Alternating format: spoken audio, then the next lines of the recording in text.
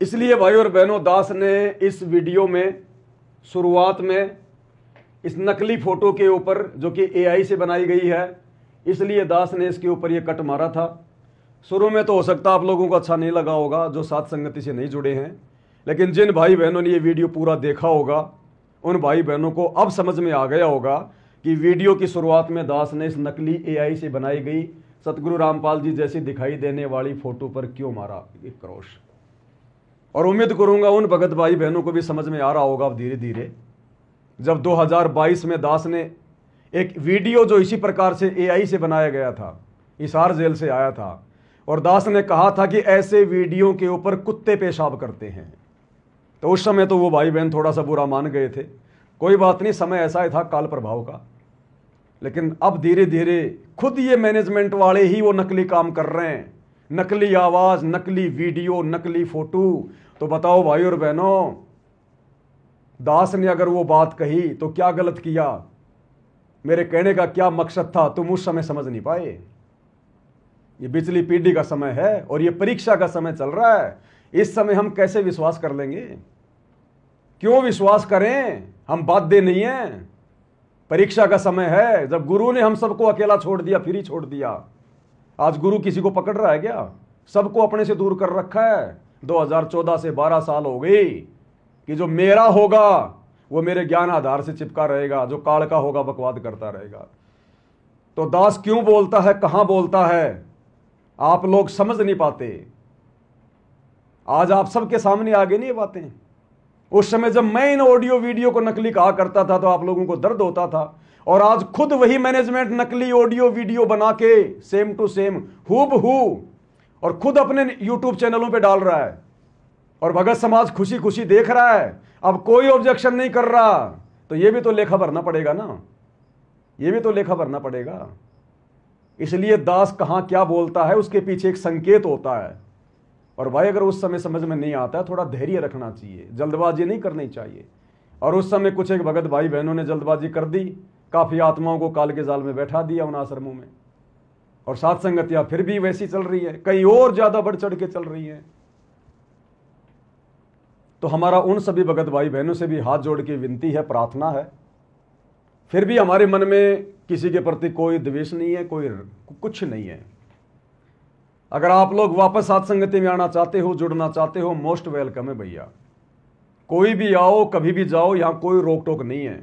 ना आने वाले का वेलकम होता है, ना जाने वाले से राग द्वेष किया जाता है। जिसको अपनी आत्मा का कल्याण करवाना होगा, जो राग द्वेष मान बढ़ाई से दूर होगा। भाई नुकसान क्या है? ये वीडियो जो तुमने देखा आज दिन में 25 मिनट का, इसमें तो नुकसान ही नुकसान। और ये 3-4 घंटे की साथ संगति हो गई, बताओ इसमें क्या नुकसान? कितनी दृढ़ता मिल रही है भाई बहनों को, कितना ज्ञान मिल रहा है।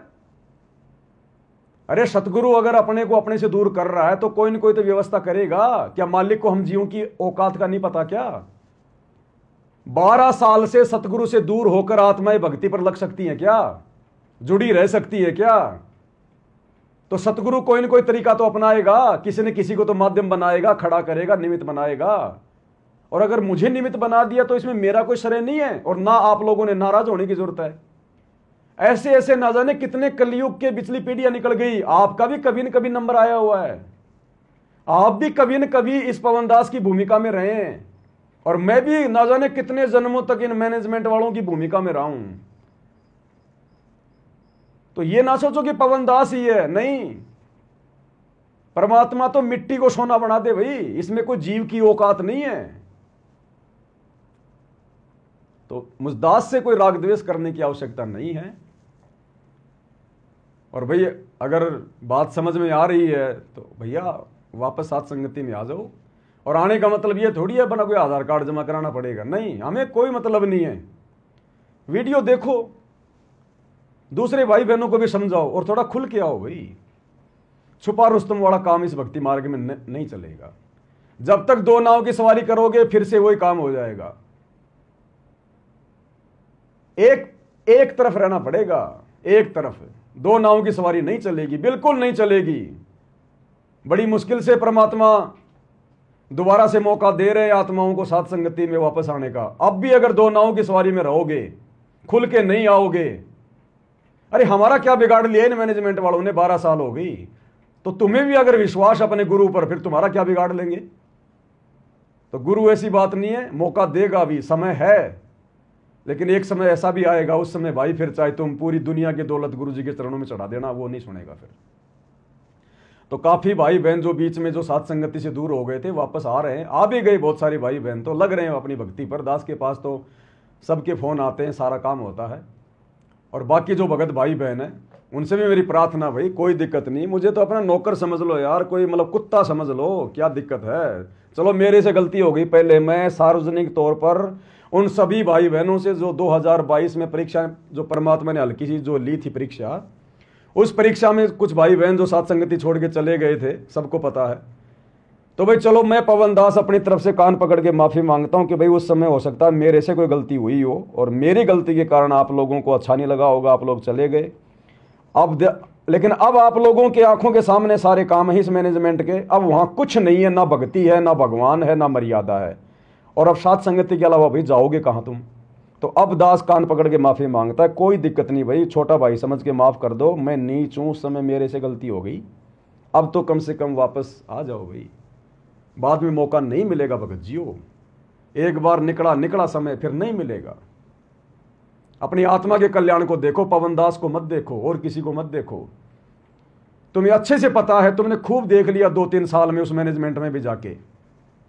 हमारी बात में तो तुम लोगों को विश्वास हुआ नहीं उस समय, तो तुमने अपनी आंखों से जाके देख लिया ना, इनके समागमों में, इनके मैनेजमेंट के वहां इनके कुक्रम आए दिन क्या हो रहा है वहां पर। है कोई भक्ति का नामो निशान, है मर्यादा वहां कहीं, है भगवान का कोई आशीर्वाद है। तो अब तो कम से कम सतगुरु रामपाल जी भगवान से क्षमा याचना करके कि परमात्मा नादान है, हो गई नादानी, वो दयालु है, कोई दिक्कत नहीं है। हम जितनी बार सुधरना चाहेंगे उतनी बार मौका देगा वो। जब सतलोक में की गई गलती को माफ करके आ गया तो यहाँ की गलतियां क्या माफ नहीं करेगा क्या।